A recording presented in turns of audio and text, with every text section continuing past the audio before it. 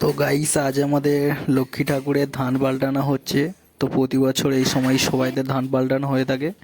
তো আমাদের বামুন ঠাকুর ধান পাল্টানোর কাজ শুরু করে দিয়েছে, আপনারা শেষ পর্যন্ত দেখতে থাকুন।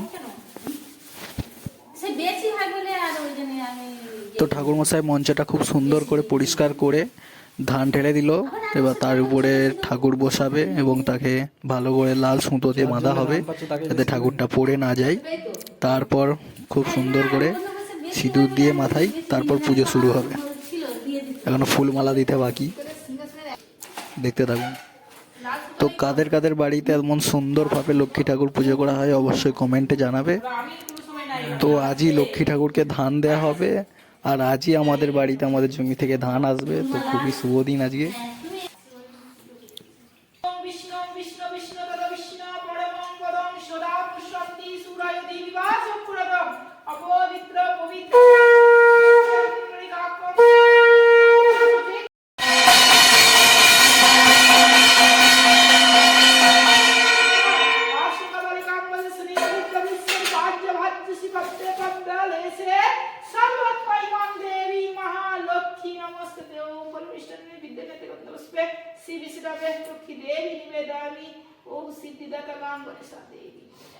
নতুন ওইটা আলো চাল দিয়েছি, ওটা একটা নিয়ে নাও।